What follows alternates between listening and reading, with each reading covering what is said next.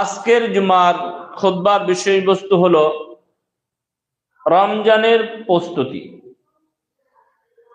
একজন মুমিনের জন্য রমজানের প্রস্তুতি কেমন হওয়া উচিত, এই বর্ণনা এই বিবরণ পেশ করার পূর্বে আমরা আল্লাহ সুবহানাহু ওয়া তাআলা রমজানুল করিমকে মুমিনের সামনে পেশ করার পূর্বে তিনি তার ফেরেশতা দিগকের নিয়ে কিভাবে প্রস্তুত করেছেন সেই মর্মে কয়েকটা হাদিস আমরা পেশ করব ইনশাআল্লাহুল আজিজ। আগে আমরা কোরআনের শাব্দিক অর্থে সিয়াম এর তাৎপর্য বিশ্লেষণ সম্পর্কে একটুখানি বিস্তারিত জানব। আল্লাহ সুবহানাহু ওয়া তাআলা সূরা বাকারার মধ্যে বলেন, ইয়া আইয়ুহাল্লাযীনা আমানু, হে বিশ্বাসীগণ। সূরা বাকারা আয়াত নম্বর 183। আল্লাহ সুবহানাহু ওয়া তাআলা বলেন, ইয়া আইয়ুহাল্লাযীনা আমানু, হে বিশ্বাসীগণ, কুতিবা আলাইকুমুস সিয়াম, তোমাদের উপরে লিখিত নির্ধারিত করা হয়েছে। কাতাবা ইয়াকতুবু মানে হলো লেখা, লিখিত হওয়া বা ঘোষণা হওয়া। আলাইকুমুস সিয়াম, তোমাদের উপরে সিয়াম ফরজ করা হয়েছে বা লিখিত করা হয়েছে, বিধান হিসাবে দেওয়া হয়েছে। কামা কুতিবা আলাল্লাযীনা মিন ক্বাবলিকুম লাআল্লাকুম তাত্তাকুন, যেমন তোমাদের পূর্ববর্তী রাসূলগণের নবীগণের তার উম্মতের উপরে এই রোজা ফরজ ছিল। কিসের জন্য? লাআল্লাকুম তাত্তাকুন, যাতে করে তোমরা খোদা ভীরুতা, আল্লাহ ভীরুতা, আল্লাহ মর্যাদা উপার্জন করতে পারো, তাকওয়া অবলম্বন করতে পারো। আর ঈমানের পর মূল শর্তই হলো তাকওয়া। যালিকাল কিতাবু লা রাইবা ফীহি হুদাল লিল মুত্তাকিন, সূরা বাকারা আয়াত নম্বর 1। এই সেই কিতাব, যে কিতাব তোমাদেরকে লাওহে মাহফুজ থেকে, প্রথম আসমান থেকে তোমাদের কাছে সময় সাপেক্ষে প্রেরণ করা হয়েছে, এর মধ্যে কোনো সন্দেহ নেই। হুদাল লিল মুত্তাকিন, পথ প্রদর্শনদের জন্য একমাত্র হেদায়েত ও তাকওয়ার মাধ্যম।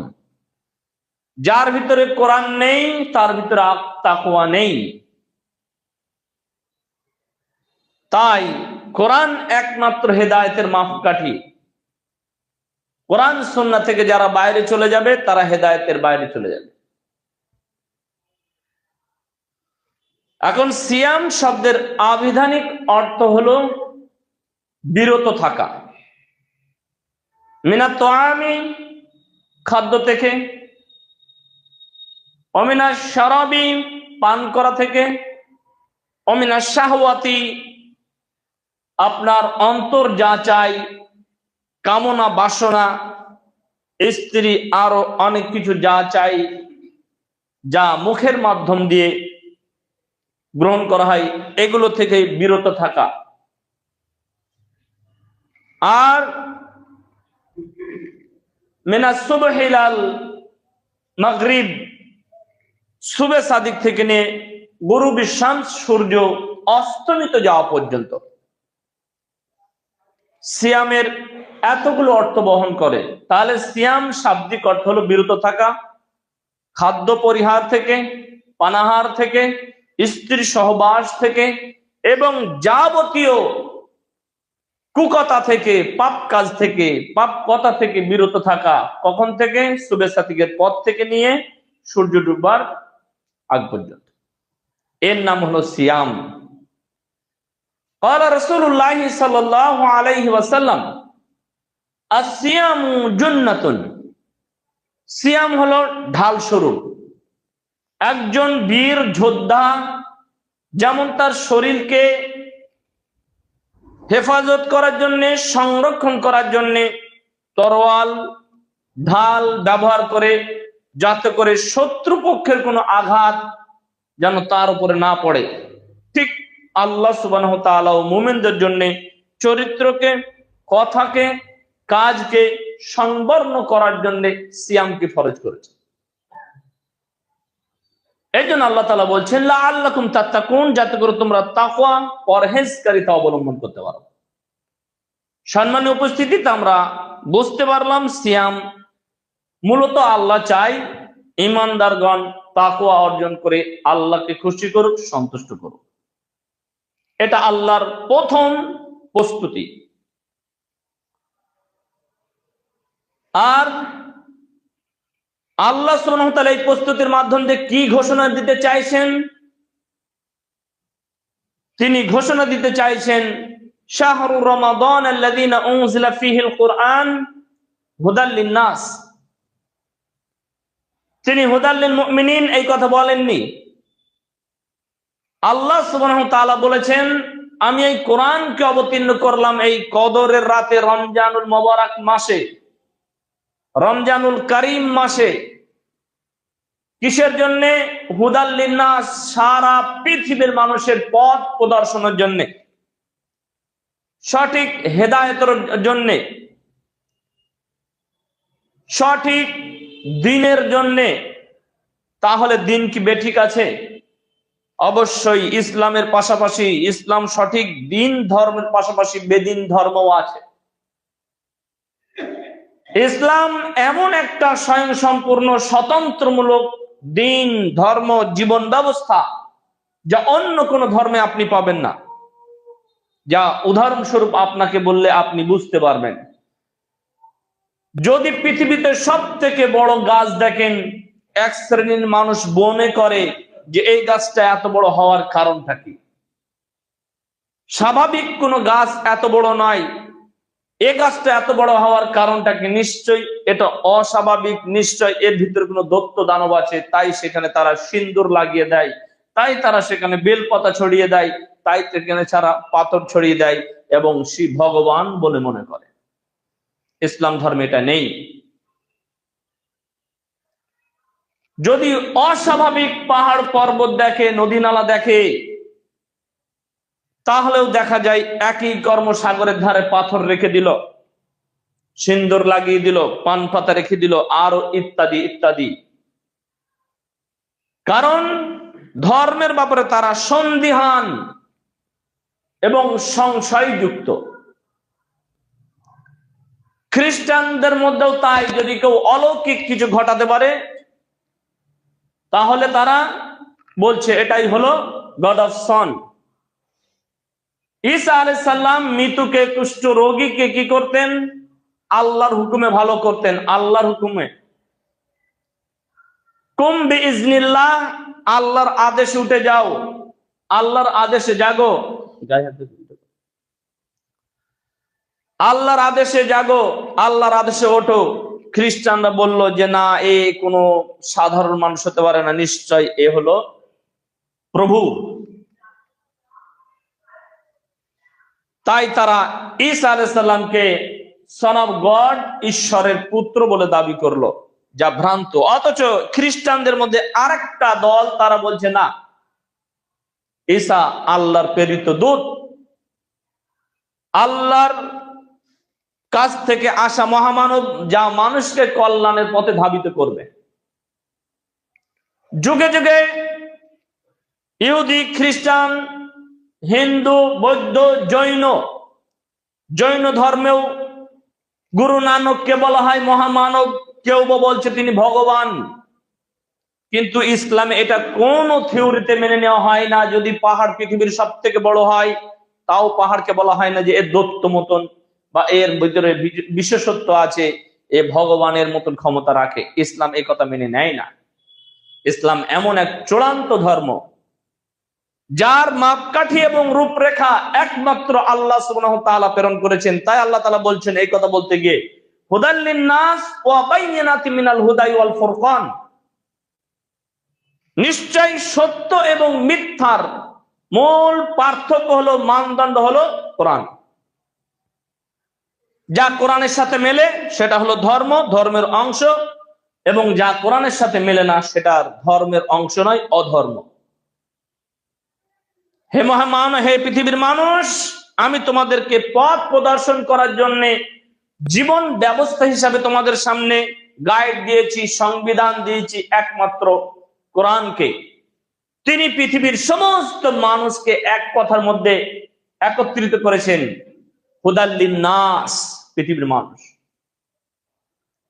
কোন বলেননি যে কোরআন মুসলমানদের জন্য হেদায়েত, হিন্দুর জন্য হেদায়েত, খ্রিস্টানদের জন্য হেদায়েত, জৈন, বৌদ্ধ, শিখ, যত ধরনের মানুষ আছে হেদায়েত, বরঞ্চ তিনি এক কথার মধ্যে এই সমস্ত মানুষগুলোকে একত্রিত করেছেন, পৃথিবীর মানুষের জন্য কোরআন হেদায়েত। তাই একজন ইহুদি কোরআন পাঠ করবে, খ্রিস্টান কোরআন পাঠ করবে, হিন্দু কোরআন পাঠ করবে, জৈন, বৌদ্ধ, শিখ সবাই এই কোরআন পাঠ করবে। এতেই রয়েছে তাদের একমাত্র কল্যাণ, এতেই রয়েছে তাদের জীবনের শুরু এবং শেষ, অন্তিম যাত্রা। যদি তারা এই কোরআনকে অনুসরণ করে চলে, তাহলেই তারা তাদের জীবনের উদ্দেশ্য এবং সফলতা অর্জন করতে পারবে। যদি তারা এই কোরআন অধ্যয়ন না করে এবং কোরআনকে না গ্রহণ করে, তাহলে তারা তাদের জীবনের উদ্দেশ্য যে স্বাদ, সেই স্বাদ কখনো পাবে না। তাই আল্লাহ তাআলা চূড়ান্ত ভাবে বললেন, হুদাল লিন্নাস ওয়া বাইয়িনাতিন মিনাল হুদা ওয়াল ফুরকান। নিশ্চয় কোরআন হেদায়েত, সত্য মিথ্যার মূল পার্থক্যকারী, মূল মানদণ্ড এক গ্রন্থ। তাহলে আল্লাহ সুবহানাহু ওয়া তাআলা তিনি প্রস্তুতি করলেন, কোরআনকে দিয়ে মানুষকে কি করবেন? হেদায়েত গ্রহণ করবেন, সৎ পথ প্রচালিত করবেন। তাই তিনি কোরআনকে অবতীর্ণ করেছেন। তাহলে কোরআনের বিশেষত্ব আমরা পেলাম। এবার আসি রমজান মাসের কিছু গুরুত্বপূর্ণ কথা। আল্লাহ রাসূল সাল্লাল্লাহু আলাইহি ওয়াসাল্লাম বলছেন, ইযা দাখালা শাহরু রমাদান, যখন রমজান মাস প্রবেশ করে, ফুতিহাত আবওয়াবাস সামা, আসমানের দরজা খুলে দেওয়া হয়। ওয়া ফি রিওয়ায়াতিন ফুতিহাত আবওয়াবাল জান্নাহ, জান্নাতের দরজা সমূহ খুলে দেওয়া হয়। তাহলে বোঝা গেল জান্নাতে যাওয়ার জন্য প্রাথমিক অবস্থায় যে দরজা খোলার দরকার সেটা হলো আসমানের দরজা। তাই আসমানের দরজা খুলে যাওয়া মানে পক্ষান্তরে জান্নাতের দরজাও খুলে যাওয়া। তাই আসমানের দরজা প্রথম শব্দ রাসূল সাল্লাল্লাহু আলাইহি ওয়াসাল্লাম বললেন, দ্বিতীয় শব্দে তিনি বললেন অফতিহাত আবওয়াবাল জান্নাহ, জান্নাতের দরজা খুলে দেওয়া হয়।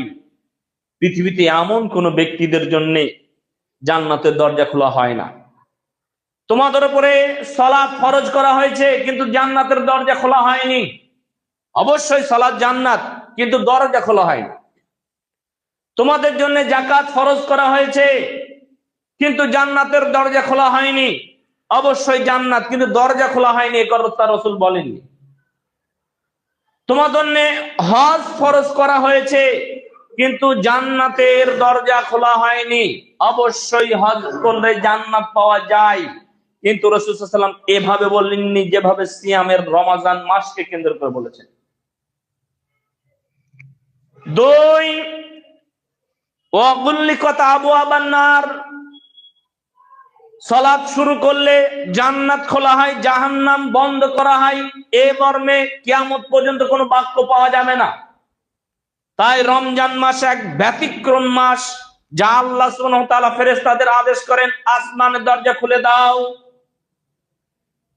জান্নাতের দরজা সমূহ খুলে দাও, জাহান্নামের দরজা সমূহ বন্ধ করে দাও। আর যারা এই জান্নাত অর্জন করবে, আসমানের দরজা যাদের জন্য খোলা হবে, জান্নাতের দরজা যাদের জন্য খোলা হবে, জান্নাত উপার্জন করবে যারা, তাদের কিঞ্চিত পরিমাণে কোন ইবাদতে ব্যাঘাত না ঘটাতে পারে শয়তানকে জিনজির দ্বারা বেঁধে দাও। আল্লাহর প্রস্তুতি দেখেন। আল্লাহ সুবহানাহু ওয়া তাআলা এত বড় ক্ষমতার অধিকারী, মর্যাদার অধিকারী, তিনি আমাদের মতন ছোটখাটো মানুষের জন্য এত প্রস্তুতি গ্রহণ করছে, আর আপনি কি করছি? জান্নাতের মতন দরজা খোলা হচ্ছে, কারণ মানুষের অন্তরে যেন আশা ঢুকিয়ে দেওয়া হয়। এই দরজা কাদের জন্য? মুমিনদের জন্য। আসমানের দরজা কাদের জন্য খোলা হচ্ছে? মুমিনদের জন্য। শয়তান কাদের জন্য বেঁধে রাখা হচ্ছে? যাতে ইবাদতে ব্যাঘাত না ঘটাতে পারে মুমিনদের জন্য। ওয়াফি রিওয়ায়াতিন, দ্বিতীয় বর্ণনায় এসেছে তাদের জন্য রহমতের দরজা খুলে দেওয়া হলো। আল্লাহর দয়া, আল্লাহর করুণা, আল্লাহর মাগফিরাত। তাহলে আমরা সংক্ষিপ্ত আকারে বুঝতে পারলাম এটা আল্লাহর প্রস্তুতি। তিনি এভাবে জান্নাত প্রস্তুত করে রেখেছেন, খুলে দিলেন। এটা হলো প্রস্তুতি। এবার প্রস্তুতি কি? রাসূল সাল্লাল্লাহু আলাইহি ওয়াসাল্লাম বলছেন, ওয়ান আবি হুরায়রা রাদিয়াল্লাহু তাআলা আনহু قال قال رسول الله صلى الله عليه وسلم من صام ايمانا غفر له ما تقدم من ذنبه। যে ব্যক্তি আল্লাহর সন্তুষ্টির জন্য সওয়াবের উদ্দেশ্যে সিয়াম পালন করবে, যে ব্যক্তি আল্লাহর সন্তুষ্টির জন্য সওয়াবের উদ্দেশ্যে সিয়াম পালন করবে, গুফিরা লাহু মা তাকাদ্দামা মিন যামবি, তার অতীতের সব গুনাহসমূহ আল্লাহ সুবহানাহু ওয়া তাআলা maaf করে দেবেন। সুবহানাল্লাহ, সুবহানাল্লাহ। এই হলো আল্লাহ সুবহানাহু ওয়া তাআলা প্রস্তুতির পর যেটা আদম সন্তানদের হাতে তুলে দিলেন, কর্ম। সিয়াম রাখো, অতীতের গুনাহ maaf। শুধু তাই নয়, কিতাবুল জুমার মধ্যে আপনি জুমার ফজিলাতের মধ্যে এই হাদিসটা পাবেন। রাসূল সাল্লাল্লাহু আলাইহি ওয়াসাল্লাম বলছেন, এক জুমা থেকে আরেক জুমা, এই দুই জুমার মাঝখানে বানি আদমের যা গুনাহ হয় তা কাফারা স্বরূপ। এক সিয়াম থেকে আরেক সিয়াম পর্যন্ত যা কিছু বনি আদম গুনাহ করে, পাপ করে, পরবর্তী রমজান আসার কারণে মাঝখানের যে পাপগুলো সেটা কি করা হয়? সবই কাফারা স্বরূপ মাফ করে দেওয়া হয়। তাহলে বিগত আপনার সিয়াম থেকে নিয়ে, রমজান থেকে নিয়ে, এই সামনে রমজান 19 তারিখে ইনশাআল্লাহুল আজিজ, যা আমরা বুধবারের রাতে আশা করি আল্লাহর কাছে রাত্রে ভাত খাবো এবং বৃহস্পতিবারে দিবাগত রাত্রে পরিপূর্ণ দিনে একটা সিয়াম পালন করবে ইনশাআল্লাহুল আজিজ, আল্লাহ যদি রাজি থাকে এবং চাঁদ যদি পরিপূর্ণ দেখা যায়। তাই তিনি কি করলেন? তিনি আমাদের জন্য এক রমজানকে আর একটা রমজানের জন্য কাফারা স্বরূপ করে দিলেন। শুধু তাই নয়, রাসূল সাল্লাল্লাহু আলাইহি ওয়াসাল্লাম বলেন, মান কামা ঈমানান ইহতিসাবান গুফিরা লাহু মা তাকাদ্দামা মিন যামবি। যে বা যারা আল্লাহর সন্তুষ্টির জন্য কিয়ামুল লাইল আদায় করলো, তারাবি আদায় করলো, আল্লাহ অতীতের সব গুনাহ maaf করে দিলেন। এগুলো সব আল্লাহর প্রস্তুতি। আল্লাহ ঘোষণা দিয়ে দিয়েছেন যে এই কাজের মধ্যে থাকবে তার জন্য এইগুলো সব লাঘব হয়ে যাবে, অবধারিত হয়ে যাবে। মান কামা লাইলাতুল কদরি ঈমানান ওয়া ইহতিসাবান গুফিরা লাহু মা তাকাদ্দামা মিন যামবি। রাসূল সাল্লাল্লাহু আলাইহি ওয়াসাল্লাম আল্লাহর পরিভাষায় আরো বলেন, যারা কদরের রাত জাগ্রত করবে ঈমানের সহিত, সওয়াবের উদ্দেশ্যে, আল্লাহর সন্তুষ্টির জন্য, তার অতীতের সব গুনাহ আল্লাহ সুবহানাহু ওয়া তাআলা maaf করে দেবেন। একটা হাদিসের মধ্যেই চারটে কথা এসেছে, চারটে পয়েন্টের কথা এসেছে। তাহলে আল্লাহ সুবহানাহু ওয়া তাআলা এই প্রস্তুতি দিয়েছেন, এখন কে আছে এই প্রস্তুতি গ্রহণ করবে? শুধু তাই নয়, আকালা রাসূলুল্লাহ সাল্লাল্লাহু আলাইহি ওয়াসাল্লাম, রাসূল সাল্লাল্লাহু আলাইহি ওয়াসাল্লাম বলেন,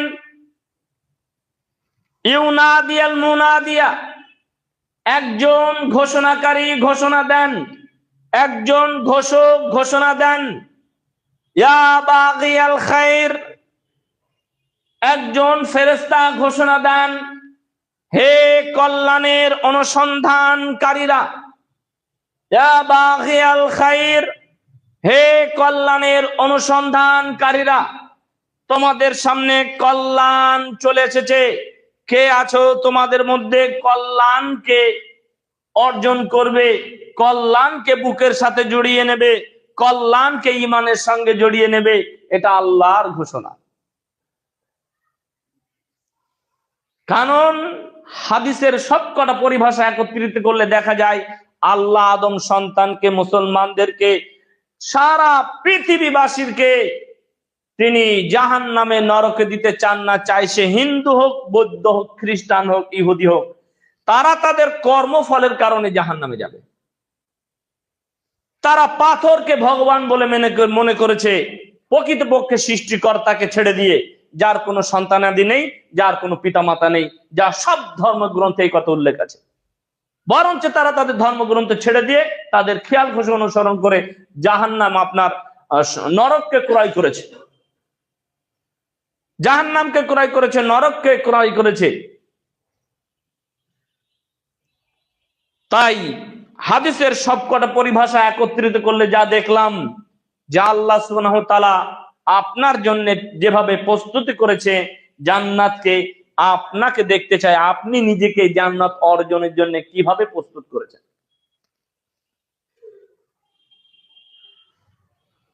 সম্মানীয় উপস্থিতি, রাসূল সাল্লাল্লাহু আলাইহি ওয়াসাল্লাম আরো বলেন, কুল্লু আমাল ইবনে আদম ইউদাইফুল হাসানা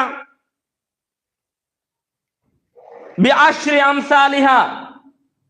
এই রমজান মাসে আদম সন্তানের প্রত্যেক নেক আমল আল্লাহর নিকটে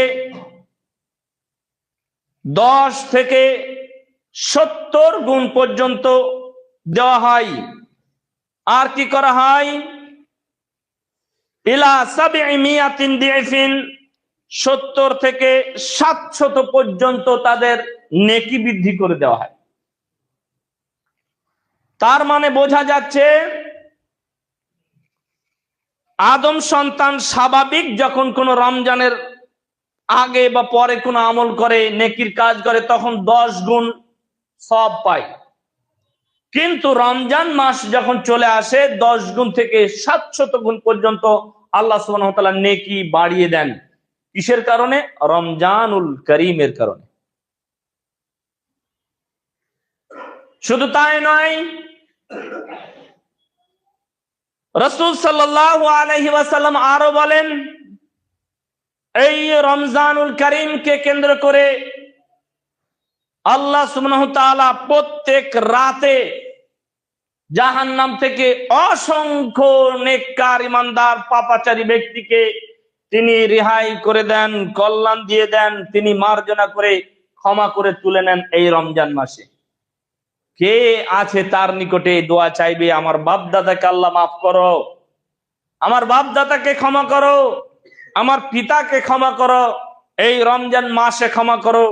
আপনি গফুর রহিম, আপনি গফুরুল করিম, আপনার এই গফফার নামক মর্যাদাময় নামের ওসিলা দিয়ে এই রমজান মাসে আমার বাপ দাদাকে মাফ করে, যদিও তারা ভুল ত্রুটি করে থাকে, ভুল ত্রুটি ক্ষমা করে দিয়ে, যদি তারা ভুল ত্রুটির কারণে জাহান্নামে যায়, তাহলে আপনি জাহান্নাম থেকে তাদেরকে তুলে মাফ করে জান্নাতে দিয়ে দেন রমজান মাসে। কে আছে চাই?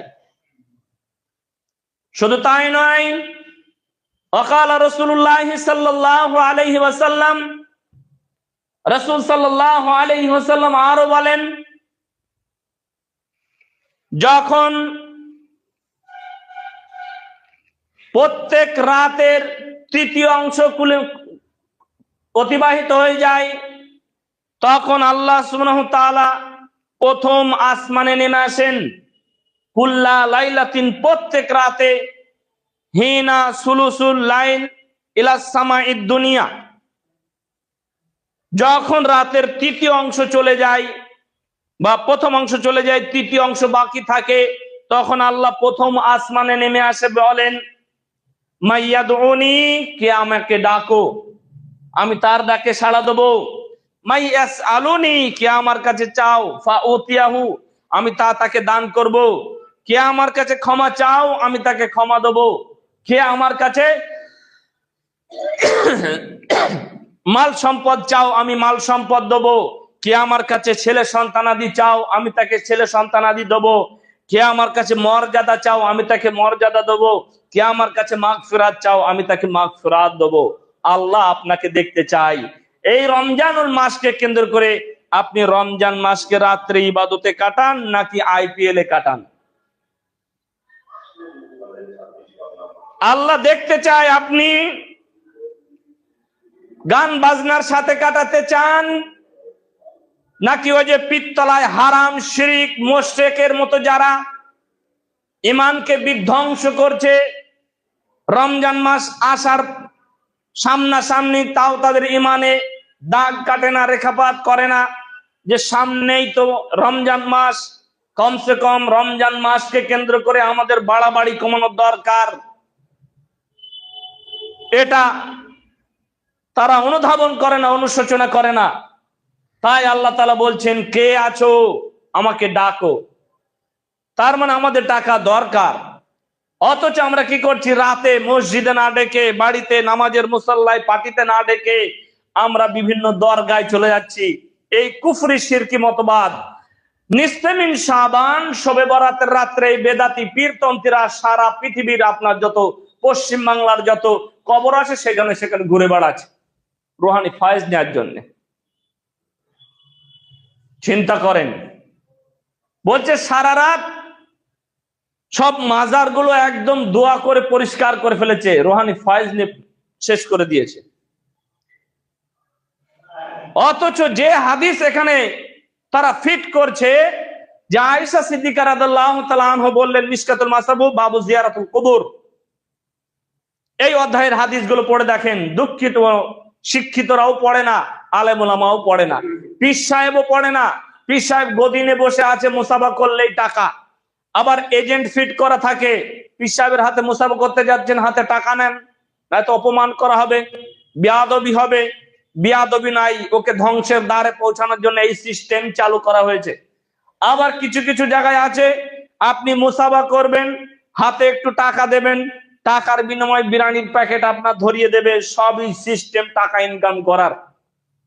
আপনি একটু তদন্ত করে দেখেন। আমার ছোট অভিজ্ঞতায় তদন্ত করে দেখেছি, আপনার বড় অভিজ্ঞতায় তদন্ত করলে বিষয়টা আরো বড় হতে পারে।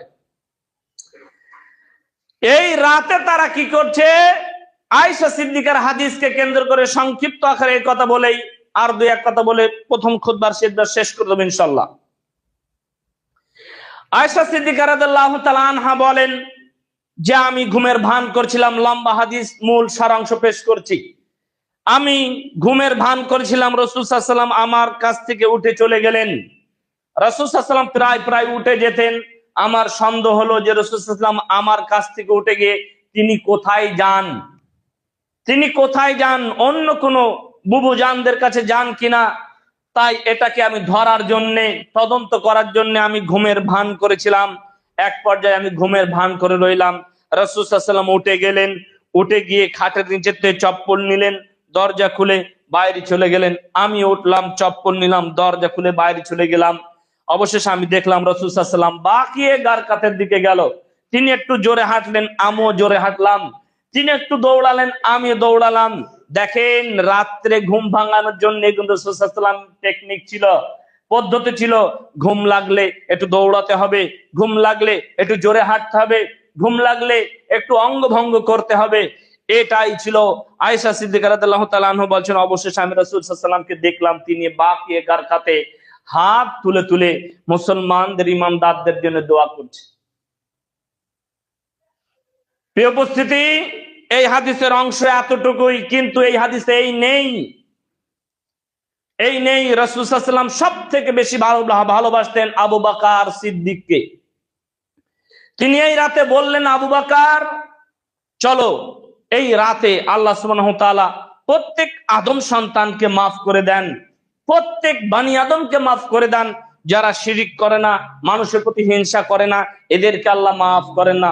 চলো আবু বকর, আমি আর তুমি জিয়ারত করে আসি।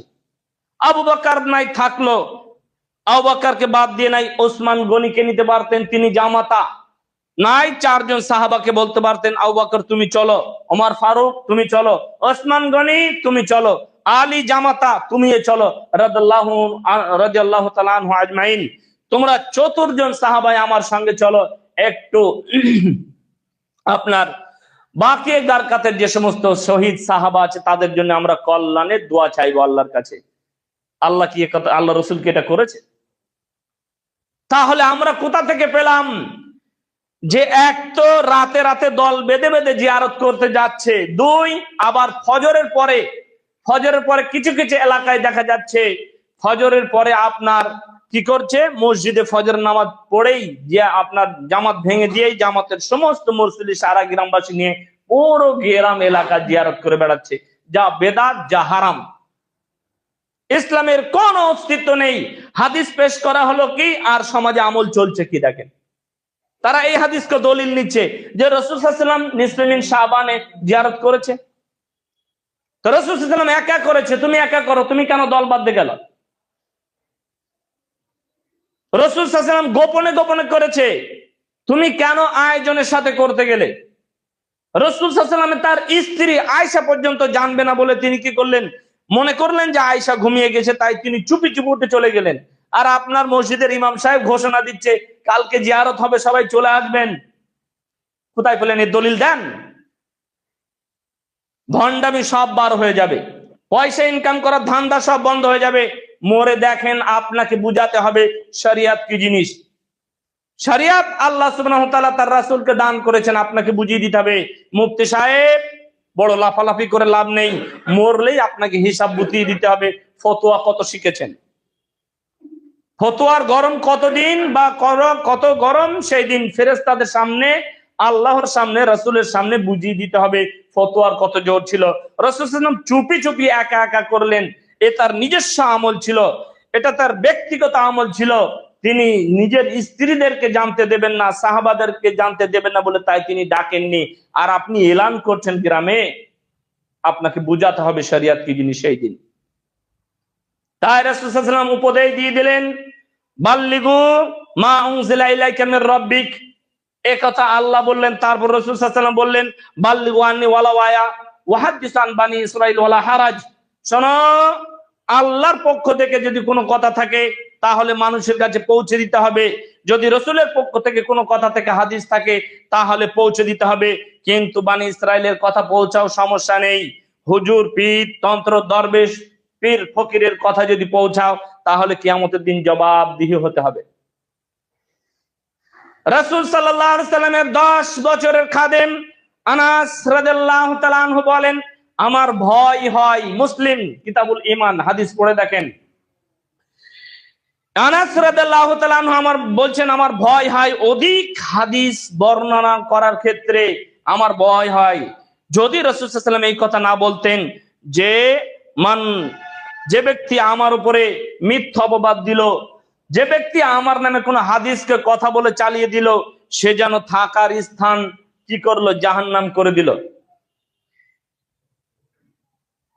তাহলে যে ব্যক্তি আমার নামে কোনো হাদিসের কথা বলে চালিয়ে দিল যে মোহাম্মদ বলেছে তত আমার কথা নাই, ফালিয়াতাবাওয়া মাকআদুহু মিনান নার, সে যেন তার থাকার জায়গা জাহান্নাম করে নিল। মুফতি সাহেব, আলেম সাহেব, পীর সাহেব, দরবেশ সাহেব, আপনি যে কথাগুলো বলছেন জিকির আজগারের নামে, ভণ্ডামির নামে, এটা যেন রাসূল থেকে প্রমাণ থেকে আপনাকে সতর্ক করা হলো। ওয়া আখিরি দাওয়ানা আনিল হামদুলিল্লাহি রাব্বিল আলামিন।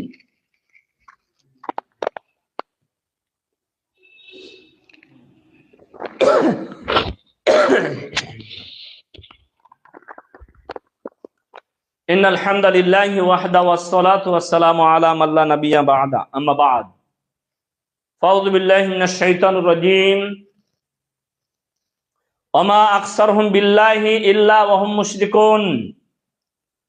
আল্লাহ সুবহানাহু ওয়া তাআলা কোরআনুল কারীমের মধ্যে বলেন, অধিকাংশ লোক, সূরা ইউসুফ, অধিকাংশ লোক ঈমান আনার পরেও মুশরিক। কথা কি আমরা বুঝতে পেরেছি? অধিক অংশ লোক ঈমান আনার পরেও মুশরিক। তাহলে ঈমানদাররা যে শিরিক করবে এ কথা আল্লাহ কত বছর আগে বলেছে? 1442 বা 1450 বছর পূর্বে। ঘটনা বা কথা এভাবে শোনা যাচ্ছে যে পিত্তলার মেলা, আপনি বলতে পারেন নাম উল্লেখ করছেন কেন? নাম উল্লেখ করতেই হবে, নামই উল্লেখ করতে হবে। যদি ভিন্ন নাম থেকে ভিন্ন নামে উল্লেখ করতে হবে মানুষকে পরিচিত ঘটানোর জন্য। পৃথিবীতে যেখানে শিরিক হবে, যে মাজারে শিরিক হবে, যে দরগায় শিরিক হবে, সেই দরগারের নাম উল্লেখ করে কি করতে হবে? উল্লেখ করতে হবে ঘটনা। কারণ জাতিকে সতর্ক করার জন্য, ইমানকে সংরক্ষণ করার জন্য। কারণ সেই জায়গাকে আপনি গোপন রাখলে সেই জায়গায় মানুষ যাবে, মানুষ দ্বিধাদ্বন্দ্বের মধ্যে পড়বে এবং ইমানকে নষ্ট করবে। তাই আল্লাহ তাআলা বলছেন অধিকাংশ মানুষ ইমানদার, ইমান আনার পরেও মুশরিক। কারা তারা? মুসলমান যারা তেওড় খালিতে লা ইলাহা ইল্লাল্লাহ বলেছে, এরা ওই শিরকি পিত্তলার কমিটি যারা, এরা ইমানদার। এটা তাদের দাবি, পক্ষান্তরে আমারও দাবি। কিন্তু তারা যে কাজগুলো করছে শিরকির কাজ, এখানে রাখেন অন্য জায়গায় যে সমস্ত কবরগুলো, পিত্তন্ত্রগুলো, দরবারগুলো, মাজারগুলো শিরকের আড্ডাখানা করছে, তাদেরও নাম উল্লেখ করে করতে হবে। চাই সেটা ঘুটিয়ারি হোক, আরো ইত্যাদি ইত্যাদি জায়গায় হোক না কেন, কলকাতায় হোক, বাগনানে হোক, ফুরফুরায় হোক, যেখানেই হোক না কেন, যদি শিরিক হয় তাহলে নাম উল্লেখ করে উল্লেখ করতে হবে যে এখানে শিরিক হচ্ছে। তাই যুবকরা বলে থাকছে আমি তো শিরিক করব না গিয়ে সেখানে, আমি তো সেখানে গিয়ে শিরিক করব না, আমি যাব শুধু মেলা ঘুরে চলে আসবো, একটু সাবান রাখার কেস কিনবো, একটু দাড়ি কাটা রেজার কিনবো, দুটো পাপড় খেয়ে চলে আসবো, বাচ্চাদের জন্য খেলনা নিয়ে আসবো, বাড়ি মেহমান আসার জন্য 10টা কাপ নিয়ে এলাম, গ্লাস নিয়ে এলাম, ইত্যাদি ইত্যাদি। এ ব্যাপারে আল্লাহ সুবহানাহু ওয়া তাআলা কঠিন করে বলেন সূরা মাইদা, ওয়ালা তাওয়ানুল ইসমি ওয়াল উদওয়ান। শোনো ইমানদারগণ, তোমরা পাপের কাজে সহযোগিতা করবে না, তোমরা পাপের কাজে সহযোগিতা করবে না। এই ঘোষণা আল্লাহ কাদেরকে দিয়েছেন? আল্লাহ সুবহানাহু ওয়া তাআলা বলছেন হে ইমানদারগণ, তোমরা পাপের কাজে কোন রকম ভাবে সহযোগিতা করবে না।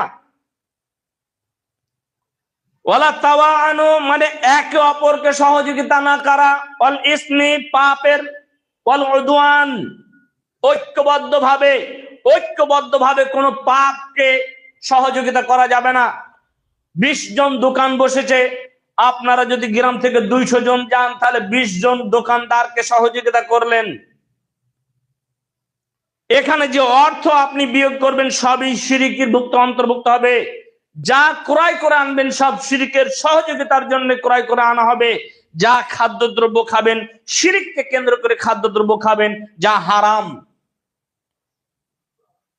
শিরিক করা তো দূরের কথা, এখানে যাওয়া হারাম, এখানে বসা হারাম, ওর সমালোচনা যেখানে হবে সেখানে হারাম। কেন? শিরিক। আর এই ব্যাপারে আল্লাহ সুবহানাহু ওয়া তাআলা লুকমানের মধ্যে বলছেন ইয়া বুনাইয়া, হে আমার ছেলে। লুকমান হাকিম তার ছেলেকে বলছে ইয়া বুনাইয়া, হে আমার সন্তান, লা তুশরিক বিল্লাহি শাইয়া ইন্না শিরকা লা যুলমুন আযীম। হে আমার সন্তান, সবচেয়ে বড় জুলুম হলো, অত্যাচার হলো লা ইলাহা ইল্লাল্লাহ বলার পর সেটা হলো জুলুম, শিরক। তুমি শিরিক করবে না। একথা বলতে গিয়ে রাসূল সাল্লাল্লাহু আলাইহি সাল্লাম বলেন লা তুশরিক বিল্লাহি ওয়া ইন কুতিলতা ওয়া ইন হুররিকতা, যদিও তোমাদেরকে কতল করা হয়, হত্যা করা হয়, আগুনের সাথে পুড়িয়ে মেরে দেওয়া হয়, তাও তোমরা শিরিক করবে না। আল্লাহর কসম, যদি প্রশাসনিক ক্ষমতা থাকতো 2 মিনিটের মধ্যে এটা বন্ধ করে দিতাম। কিন্তু এমন একটা রাষ্ট্রে আমরা আছি, এমন একটা সংবিধান অনুসরণ করছি, যার কারণে আপনার এই পিত্তল আজও টেকে আছে।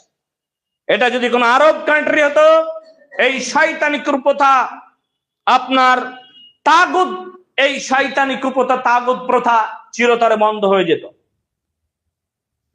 তাই এখানে যাওয়া প্রত্যেক পরিবারের জন্য হারাম। আপনার বাচ্চা যেন এই পিত্তলা মেলার ছায়া যেন না দবায়, যাওয়া তো অনেক দূরের কথা, যেখানে আলোচনা হবে সেখানে যাওয়াও হারাম। কারণ আল্লাহকে অপমান করেছে, আল্লাহকে অপমান করেছে। আল্লাহ তাআলা বলছেন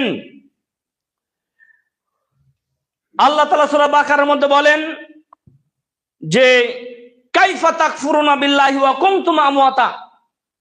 সূরা বাকারা, তোমরা কিভাবে কুফরি করো। কাইফা তাকফুরুনা বিল্লাহি ওয়া কুনতুম আমওয়াতা, তোমরা কিভাবে কুফরি করো অথচ যে তোমরা যে এখন স্বয়ং সম্পূর্ণ শরীর নিয়ে কুফরি করছো, এই শরীর ছিল একদিন মৃত অবস্থায়। ফাহিয়াকুম, আমি তোমাদেরকে জীবিত করলাম। সুম্মা ইউমিতুকুম সুম্মা ইউহয়িকুম সুম্মা ইলাইহি তুরজাউন। এই আয়াতের মধ্যে সবাই ধরা পড়ে যাবে। যারা শিরিক করে তারাও ধরা পড়বে, যারা লা ইলাহা ইল্লাল্লাহ বলার পরে নামাজ 5 ওয়াক্ত সালাত আদায় করে না তারাও ধরা পড়ে যাবে, যারা লা ইলাহা ইল্লাল্লাহ বলার পরেও সুস্থ শরীর নিয়ে রমজানের রোজা রাখে না তারাও ধরা পড়ে যাবে, যাদের অর্থ থাকা সত্ত্বেও যাকাত দেয় না তারাও ধরা পড়ে যাবে, যাদের অর্থ থাকা সত্ত্বেও হজে যায় না তারাও ধরা পড়ে যাবে, যাদের অর্থ থাকা সত্ত্বেও হজে যায় না তারা রাসূলের উম্মতি নয়, তারা প্রতারক ধোঁকাবাজ। তেউরখালীতে নেই, এই কাপুরুষ ইমামদের গিয়ে বলতে বলেন, দেখেন যদি বলে সমাজ এমনি পরিবর্তন হবে, তাদেরকে ডিম সিদ্ধ আলু সিদ্ধ দিয়ে ডিম সিদ্ধ আলু সিদ্ধের মতন মোটা করে ফেলেছেন, তাদের বলার কোনো শক্তি নেই। তাই রাসূল আল্লাহ সুবহানাহু ওয়া তাআলা বলছেন কাইফা তাকফুরুনা বিল্লাহি ওয়া কুনতুম আমওয়াতা। মায়েরা শোনেন, সাবধান, আপনার লিপস্টিক দোকান থেকে কেনেন, ওখান থেকে যেন না আসে। আর লিপস্টিক তো স্বামীর জন্য কেনেন না, ঢং করে রাস্তার অটোওয়ালা টোটোওয়ালা আপনার টুকটুকিওয়ালা এদের দেখানোর জন্য। লিপস্টিক সহ আপনাকে জাহান্নামে দেবে। আপনি বেশি বেশি লিপস্টিক ব্যবহার করে আপনি রাস্তার পথচারীকে দেখান। আপনার তো স্বামী মারা গিয়েছে, লিপস্টিক তো আপনার স্বামীর জন্য আর জোটে না। আপনার আশকারা মাশকারা এই সমস্ত যা সাজসজ্জা এগুলো আপনার স্বামীর জন্য জোটে না। আপনার স্বামী আপনাকে বিবাহ করে নিয়েছে, আপনার স্বামীকে অবমূল্যায়ন করে রাস্তার হাজারো স্বামীকে দেখানোর জন্য সাজগোজ করে বার হচ্ছে। ধিক্কার, ধিক্কার আপনার চিন্তা চেতনার উপরে, ধিক্কার আপনার ধ্বংস আপনার সাজসজ্জার উপরে। দুর্ভাগ্য যে আপনি আপনার স্বামীর জন্য ছেলের জন্য সাজেন না। কবে আপনাদের বিবেক খুলবে, বুদ্ধি খুলবে? তাই আল্লাহ সুবহানাহু ওয়া তাআলা বলছেন কাইফা তাকফুরুনা বিল্লাহি ওয়া কুনতুম আমওয়াতা, তোমরা কিভাবে আল্লাহ সুবহানাহু ওয়া তাআলার সঙ্গে কুফরি করতে পারো, যে আল্লাহ তোমাদেরকে এক ফোঁটা পানি দিয়ে সৃষ্টি করেছে, যার অস্তিত্ব তোমাদের ছিল না। তিনি অস্তিত্বহীন থেকে অস্তিত্ব করেছেন, তোমাদের ছোট্ট থেকে বড় করেছেন, রিজিক উপার্জনের মাধ্যম করেছেন। যখন তোমরা রিজিক উপার্জনের মাধ্যম হলে, যখন তোমরা কাজের মাধ্যম হলে, তখন আল্লাহকে বাদ দিয়ে পিত্তলায় গিয়ে সেজদা করলে। যখন তোমরা ইবাদত করতে শিখলে তখন আল্লাহকে সিজদা না করে একজন বট গাছের গোড়ায়কে সিজদা করছো, এটা কি কুফরি নয়? কাইফা তাকফুরুনা বিল্লাহ, কেমন করে তোমরা আল্লাহর সঙ্গে কুফরি করো? সুম্মা ইউমিতুকুম, আমি তোমাদেরকে মৃত থেকে জীবিত করবে। সুম্মা ইউহয়িকুম, আমি আবার তোমাদেরকে হায়াত দান করব। সুম্মা ইলাইহি তুরজাউন, আবার তোমাদেরকে আমার নিকট ফিরে আসতে হবে। সাবধান, ঈমান যে যদি সংরক্ষণ না করে আপনি আল্লাহর কাছে যান তাহলে এর ভয়াবহতা কঠিন হবে। নারী ও পুরুষ, নারী ও পুরুষদেরকে আল্লাহ তাআলা বলছেন সুম্মা ইলাইহি তুরজাউন, ভাবনা চিন্তা করে আমার নিকটে এসো। যদি আমি ঈমান ভালো পাই তাহলে আমি আল্লাহ আমাকে ভালো পাবে, যদি ঈমান খারাপ পাও আমি আমার ওয়াদা অনুযায়ী আমাকে খারাপ পাবে। এটা কিচ্ছু করার নেই। তাই সম্মানীয় মসজিদের উপস্থিতি, সম্মানীয় মা ও বোনেরা, আপনি আপনার শিশু বাচ্চাদেরকে এই পিত্তলা মেলা থেকে যাওয়া থেকে বিরত রাখুন। আপনার মেয়ে যদি কান্নাকাটি করে দুটো পিঠে থাবা দিয়ে রাখেন, কারণ এই উচ্ছৃঙ্খল সমাজ, উচ্ছৃঙ্খল পরিবেশ বাচ্চাদের উপরেও ইফেক্ট করেছে।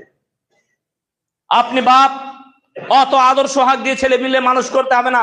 আদর সোহাগ বেঁচে দেওয়া মানে লাস্টে শয়তান হবে, আপনার মুখে লাথি মারবে, আপনার ভাত দেবে না, আপনার কি করবে শ্রদ্ধা ভালোবাসা দেবে না, আপনাকে কি করবে জানেন তো, তুই তুকারি করে কথা বলবে। আপনি তার উপরে কড়া হন, এক পর্যায়ে সে মানুষ হবে না, আমার বাপ কড়া, এই মেজাজের ওপর চলেন, দেখেন ছেলে সন্তান মানুষ হবে, আপনাকে বাপ শ্রদ্ধা সম্মান সবই করবে। নারী পুরুষ দুজনা মিলে একটা ছেলে সন্তান নিয়ে টানাটানি করছেন, লাস্টে অমানুষ তৈরি হচ্ছে। যতটুকু ভালোবাসবেন আল্লাহর জন্য, যতটুকু শাসন করবেন আল্লাহর জন্য, যতটুকু তাকে স্নেহ ভালোবাসা দেবেন আল্লাহর জন্য, কিন্তু এদেরকে মানুষ করতে গিয়ে যেন কোন রকম আল্লাহর বিধানের অতিক্রম না হয়। তাই আমার স্নেহর মসজিদের মুরসল্লিগণ, আল্লাহি আল্লাহর জন্য আমি এই কথাগুলো বলি। আমি এই কথা বলি তোর গালিতে শুধুমাত্র সমাজকে পরিবর্তন করার জন্য, ব্যক্তিক ভাবে, পরিবার ভাবে এবং গ্রাম্য ভাবে যাতে পরিবেশ পরিবর্তন হয়। যদি পরিবেশ পরিবর্তন হয়, এই অবস্থাতে আমরা যদি একটা সমাজ গড়ে ইন্তেকাল করতে পারি, তাহলে এই সমাজের জন্য আমরা জান্নাতে যাওয়ার জন্য যথেষ্ট মনে করি ইনশাআল্লাহ। তাই এই ব্যাপারে সমস্ত মসজিদে মুরসল্লি ভূমিকা পালন করতে হবে। ভূমিকা পালন যদি না করি, তাহলে একদিন নিজেরাও মরবো, ভবিষ্যৎ প্রজন্মকেও মেরে আমরা শেষ করে দিয়ে দেবো, কারণ আমাদের কর্মফল তাদের শেষ করে দেবে। শেষ আয়াত, আল্লাহ সুবহানাহু ওয়া তাআলা বললেন যে হে মুহাম্মদ, আপনি তাদেরকে বলেন তাআলাউ ইলা মা আনজালাল্লাহ। হে মুহাম্মদ, মক্কার মুশরিকদেরকে বলেন, তারা যে 360টা দেবদেবীর ইবাদত করছে, তাদেরকে বলেন তাআলাউ ইলা মা আনজালাল্লাহ, তোমরা আল্লাহর নিকটে, তোমরা আল্লাহর দিকে এসো, সেই আল্লাহর দিকে এসো যে আল্লাহর পক্ষ থেকে কোরআন অবতীর্ণ করা হয়। কোরআনে বলে দেওয়া হয়েছে শিরিক, লা তুশরিক বিল্লাহি শাইয়া, আল্লাহর সঙ্গে কোন বস্তুর শিরিক করবে না, ব্যক্তির করবে না, বস্তুর করবে না, কোন বস্তুর না, চাই সে পাহাড় হোক, পর্বত হোক, পানি হোক, আপনার গাছ হোক, গাছালি হোক, ব্যক্তি হোক, বুজুর্গ হোক, কারোর সাথে শিরিক করবে না। কিন্তু কুফফাররা কি বলল? না, আমরা আমাদের বাপ দাদাকে কি করেছি?